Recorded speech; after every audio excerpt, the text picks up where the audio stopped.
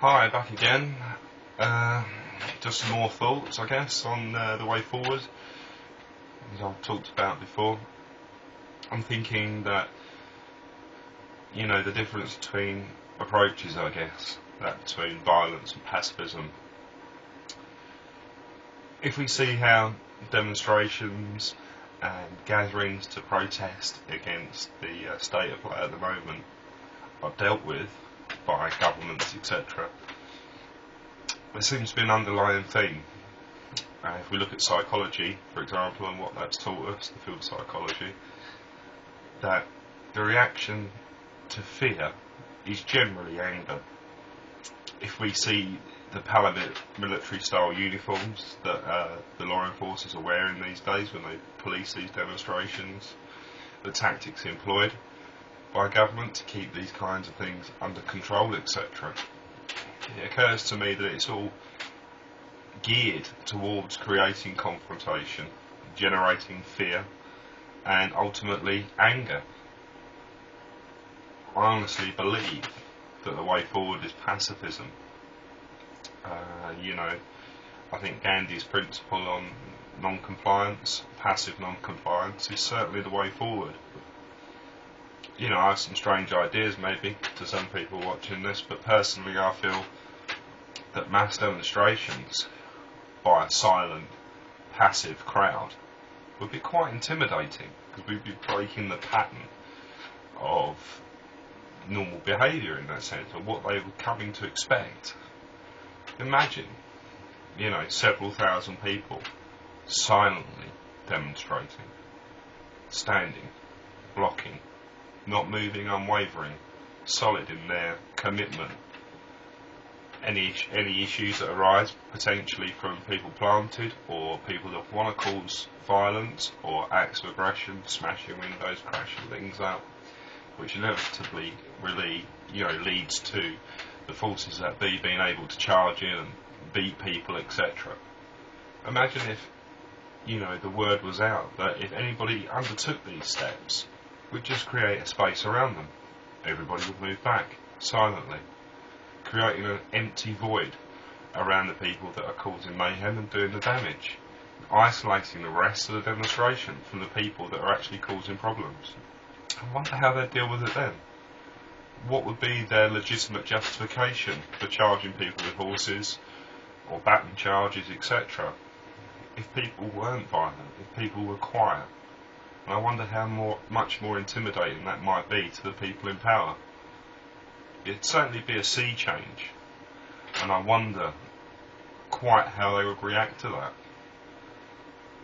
Some other thoughts I had as well, I guess, in a sense, are about the New World Order and what we hear about it, these small group of people at the top that are scurrying around in the shadows and implementing these large changes from the top down, which they have to filter through laws and regulations. Although they have the power to do this, it takes them time.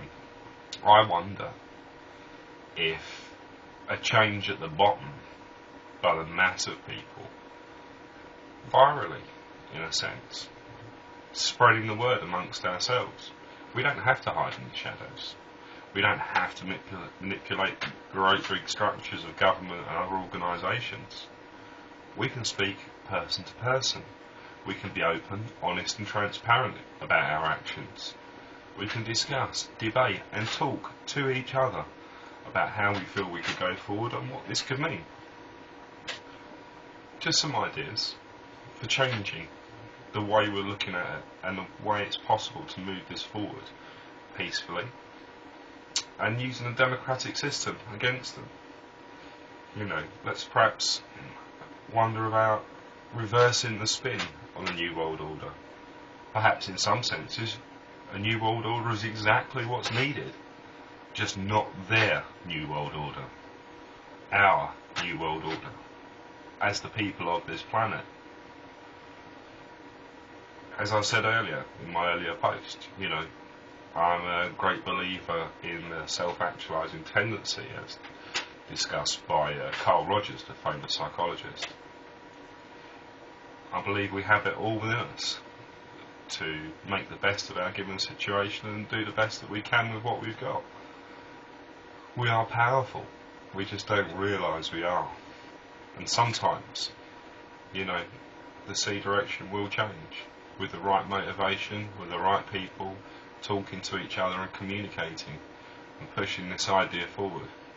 I see some fantastic stuff on the net by people getting out there, raising awareness on the street, face to face.